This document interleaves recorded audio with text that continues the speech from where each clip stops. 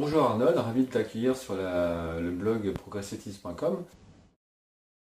Alors tu voulais partager avec nous les 5 points essentiels pour réussir dans la vie ou dans le tennis. Alors quel est le premier point pour toi? Well, I think that the number one thing is you have to have a very clear vision, a very clear goal of where you want to go, because only then you will get there. You can have the best airplane or the best ship in the world, but if the captain doesn't know where to go, he will just drift around. If the pilot does not know where to go, he will just drift around with his plane.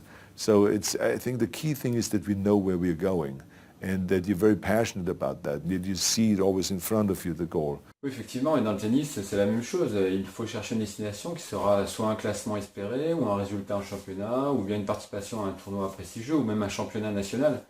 Donc jouer dans une équipe aussi est une excellente destination. Donc ta destination, elle doit être personnelle, effectivement, et elle doit te faire vibrer, ça te donnera une force intérieure incroyable. Alors d'après toi, quel est le deuxième point? And the other thing that's important is that you got to shoot for the top. You got to go and really have big goals and think big, because then you're going to get big. Then you're going to go and achieve big things. That is the most important thing. You know, we don't achieve big things by accident. So shoot for the top, shoot for the sky, shoot for the, for the stars. Oui, tu as raison, il ne faut vraiment pas hésiter à être ambitieux, même si cela paraît irréaliste. Alors cela donne une motivation supplémentaire si on sait le découper en objectifs intermédiaires. Alors avoir des objectifs intermédiaires, ça permet de voir l'avancée progressive. Si on n'a qu'un objectif final qui est éloigné, c'est comme si on se retrouvait sur une route longue où on est en pleine ligne droite, et elle fait des dizaines de kilomètres de long et on a l'impression de ne pas avancer, de ne pas voir le bout. D'ailleurs, il y a un proverbe de Oscar Wilde qui disait « Il faut toujours viser la lune, car même en cas d'échec, on atterrit dans les étoiles ». D'après toi, maintenant, le troisième point que tu veux nous faire partager. The other thing is that you got to work your butt off.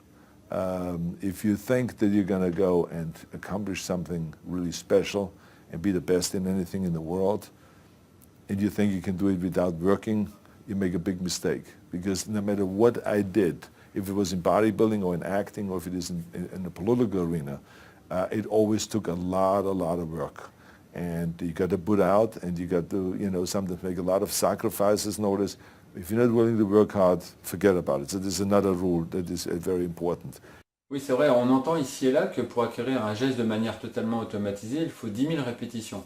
Alors c'est le temps pour passer de ce qu'on appelle l'incompétence inconsciente, c'est-à-dire je ne sais pas que je ne sais pas. Donc ensuite, on passe à l'incompétence consciente, c'est-à-dire je ne sais pas, plutôt je sais que je ne sais pas. Donc on a pris conscience que l'on ne sait pas faire quelque chose.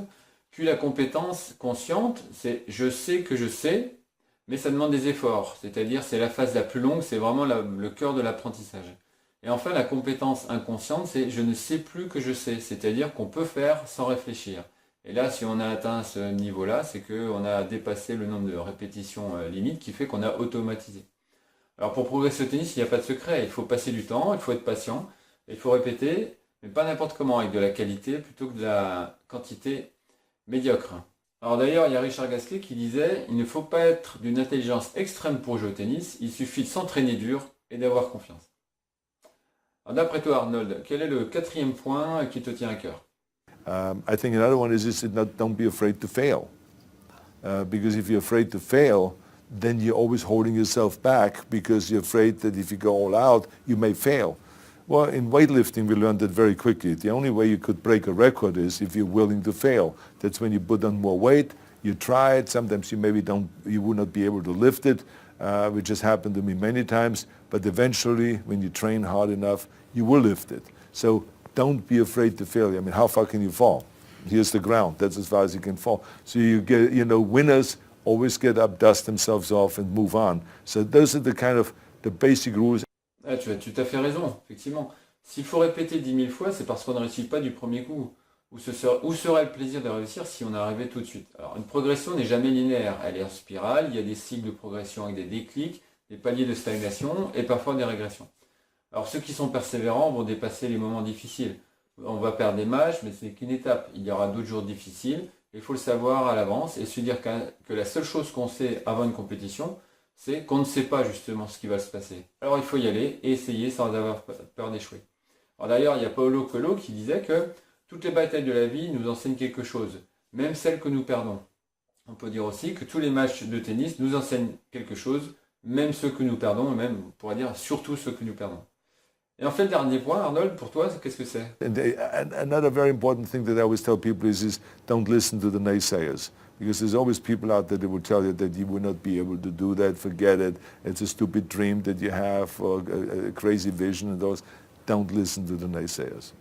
Oui, pas grand-chose à ajouter. Hormis que les gens qui sont facilement jaloux d'une réussite, alors au lieu de s'élever eux-mêmes, elles préfèrent rabaisser les autres. Cela demande moins d'efforts sur le long terme. D'ailleurs, il y a le Dalai Lama qui disait « Ne laisse pas les comportements des autres détruire ta paix intérieure ». Et puis donc au tennis, on peut faire la même chose. Ne laisse pas le comportement des autres détruire ta passion du tennis. Voilà. Merci Arnold pour cette visite. Je suis très très content que tu sois venu sur le blog de progresseautennis.com en espérant te revoir bientôt. Voilà, cette interview est terminée. Vous avez compris, c'était une parodie. Mais c'était simplement pour mettre en forme l'interview réelle de Schwarzenegger qu'on peut complètement appliquer au tennis ou de toute façon dans la vie de tous les jours d'une manière générale.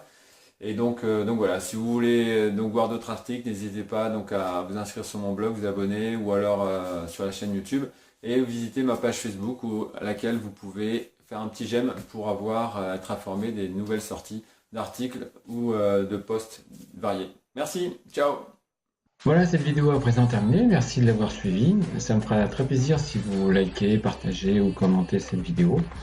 Et n'hésitez pas à vous inscrire à mon blog pour recevoir 52 fiches gratuites, ou vous abonner à ma page Facebook, ma chaîne YouTube, mon compte Twitter, le compte Instagram, ou à m'écrire par mail. À bientôt.